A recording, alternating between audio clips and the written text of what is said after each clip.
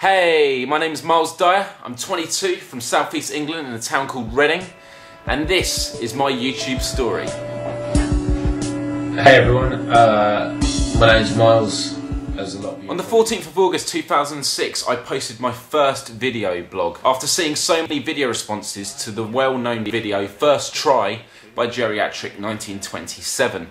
I was just amazed by the way that people were able to communicate freely their ideas through video form, and therefore I wanted to exercise my own voice. When I first started, I used to talk about my film script, a word of advice. I just wanted to get it out there, and still to this day, I hope it can become something more than just paper. But I discovered that the technology allowed me to express more than just one of my passions, and therefore my main one, which is people, took the forefront of my future videos. If you're to go away from this video knowing one thing about me, it is that people are my life. They always have and they always will be. Having been a vlogger for just a few months, it was both strange and awesome to be recognised on the street. Not just in my local area, but at the other side of the country as well. One day I headed up to Manchester to be a member of the audience for the Jeremy Kyle Show, which is a chat show for those of you that don't know. And before I entered the studio, I was actually recognised on the street. And furthermore, when I was in the audience, Jeremy Kyle came out before recording the show and said, "Where is Myles Dyer?"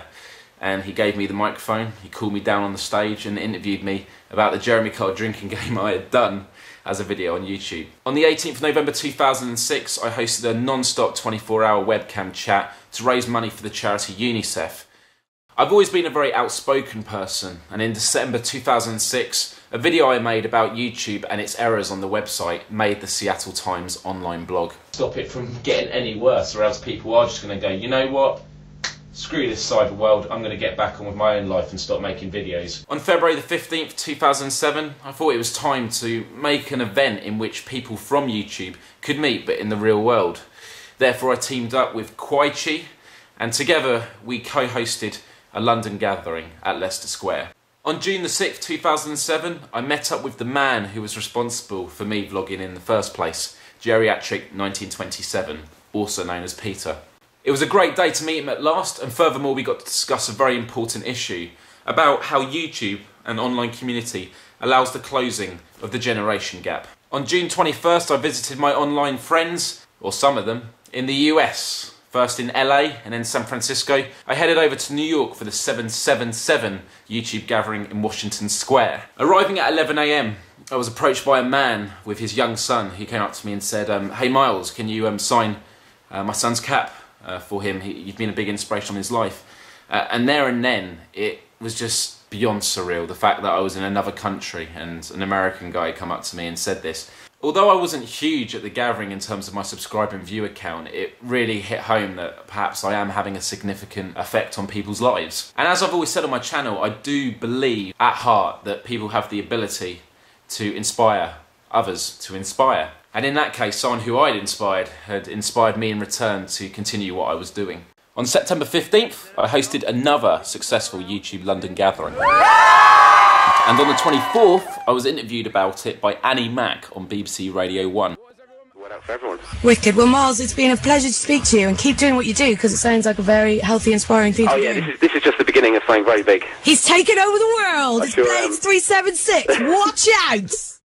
On October the 3rd, 2007, back at home at my university, I was asked to do a lecture to students, first-year students, who were learning to teach about my experiences with vlogging. It actually turned out that people at this university were referencing me in their research papers on this teaching course. But they hadn't actually realised until then that I was a pupil of this university. November 17th, and a year had passed, and it was time to do the second 24-hour chat.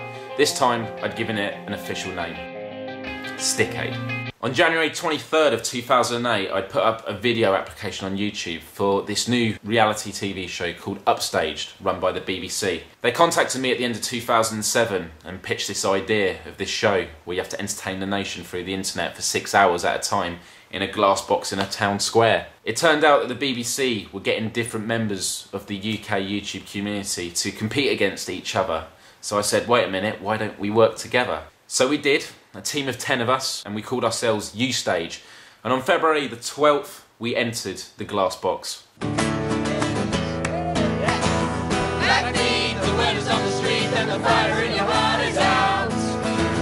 I'm sure you've heard it all before, but you never really had it. And after much determination and support from the online community, on March the 30th, 2008, it's now time for the results of the upstaged grand final. U-Stage vloggers from the UK on stage 2. we won. U-Stage vloggers from the UK, commiseration. We were never the favourites to win the show, and it's for that reason that it was just so much more astonishing, because it didn't matter how much the TV show tried to make us look bad, the online community overpowered it, and together we prevailed.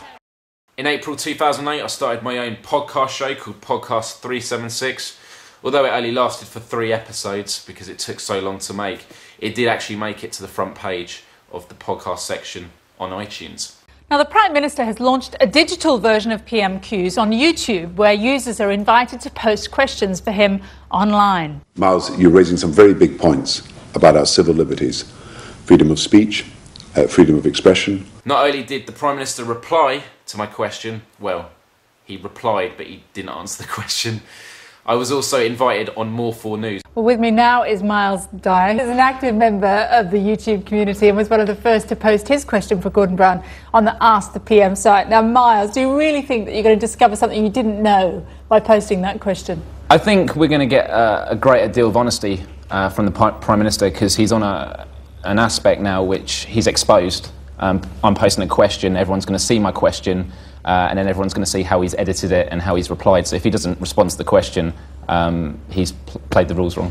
On June the 4th, 2008, I put together the biggest YouTube collaboration video ever, with over 300 people explaining what the online community meant to them.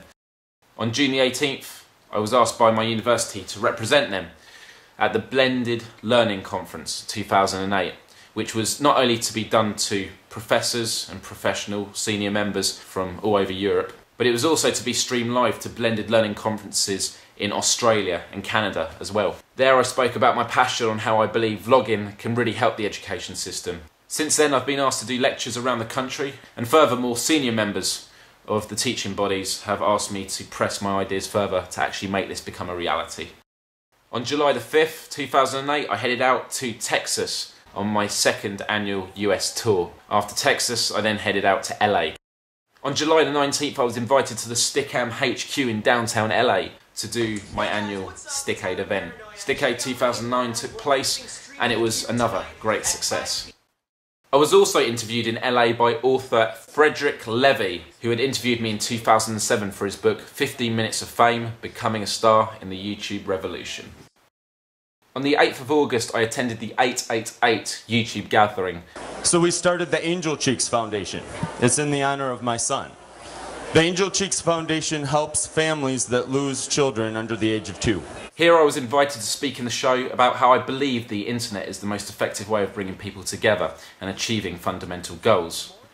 This was in tribute for the Angel Cheeks Foundation, which had been formed on YouTube by Brian Nessel in honour of his son.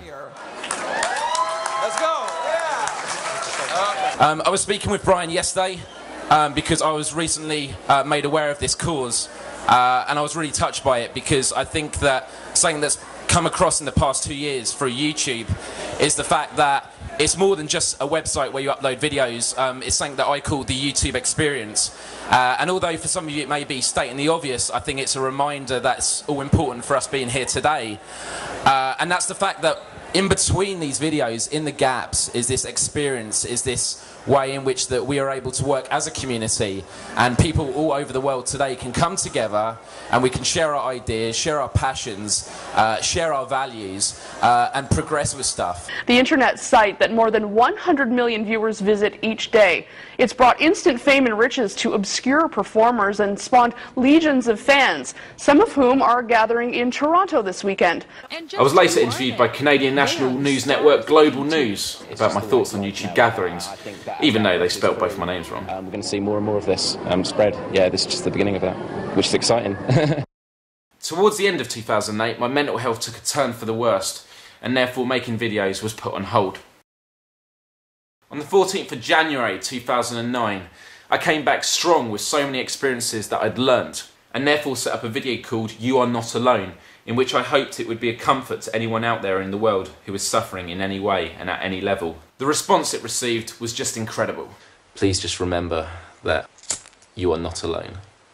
And do remember that because there are always people out there who will care for you, whether stranger, friend or family.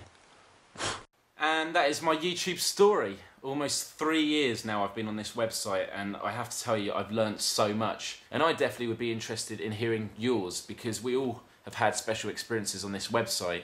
And I think it's important that we show what online community has really done for this website. Because in the future, we all know YouTube is going to go through many changes, many of which are for the business side of it, which perhaps neglect the online community that has made it what it is from the start. So what do I say to that?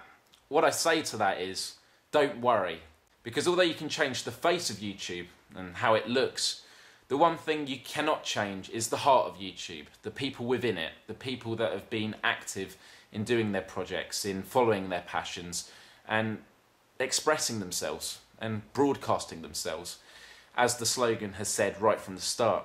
I just want to use this as a big thank you to everyone out there who has supported me over the years. Therefore, tell me now, what are your YouTube stories?